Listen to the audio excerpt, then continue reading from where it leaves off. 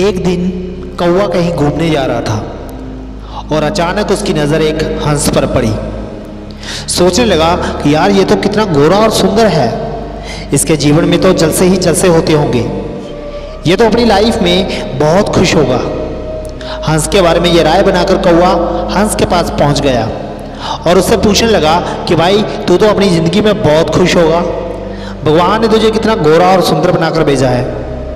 हंस कौवे की तरफ देखकर बोला, हाँ आपने सही कहा, मैं बहुत खुश था, लेकिन जब तक मैंने उस तोते को नहीं देखा था। क्या सुंदरता पाई है उसने यार, गले पर लाल रंग की पट्टी, पूरा शरीर पर हरा हरा रंग। काश मैं उस तोते के जैसा होता तो कितना अच्छा होता। कौवा हैरान रह गया हंस के मुंह से तोते की सुंदरता की बड़ाई सुनकर, और उसने सोचा कि इस तोते से तो मुझे मिलना ही पड़ेगा। मैं भी तो देखूं कि कौन है ये जिसकी ये इतनी बड़ाई कर रहा है। और कौवा तोते के पास पहुंच गया और उसके सुंदरता को देखकर कौवा चकाचौंध रह गया और तोते से बोला, भाई क्या ज़िंदगी पाई है तूने यार, भगवान ने कितना सुंदर बनाया है तुझे, तू तो अपनी लाइफ में बहुत खुश होगा। तोता बोला, भाई या तो तू पागल है या फिर तू मेरा मजाक उड़ा रहा है। अगर तुझे किसी की सुंदरता की बड़ाई करनी है तो उस मोर की करो जिसकी सुंदरता मुझसे अभी भी बुलाई नहीं जा रही।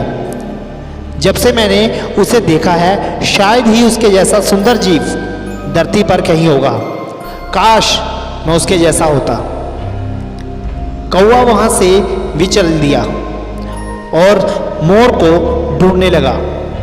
पूरे दिन इधर उधर ढूंढने के बाद वो एक चिड़ियाघर जा पहुंचा, जहां पर उसने देखा कि मोर एक पिंजरे में बंद है और दूर दूर से लोग उसे देखने के लिए आए हुए हैं और सब उसके साथ फोटो खिंचवा रहे हैं। शाम को वहां से सबके जाने के बाद कौवा मोर के पास पहुंच गया और उसकी सुंदरता और उसकी लाइफ की बड़ाई करने लगा कि तेरी किस्मत कितनी अच्छी है, तुझे सब पसंद करते हैं, तेरे साथ सब फोटो खिंचवाते हैं, तू तो अपनी लाइफ में बहुत खुश होगा। मोर कौवा से बोला, भाई इसमें तुझे मेरी खुशी कहाँ दिख रही है? इस पिंजरे के अंदर लाइफ तो तेरी अच्छी है, तेरा यहाँ मन कहे वहाँ जा सकता है, जो मन कहे वो खा सकता है, पर मैं तो ना कहीं जा सकता हूँ और ना कुछ अपने मन का खा सकता हूँ। पूरे दिन इसी पिंजरे में कैद रहता हूँ।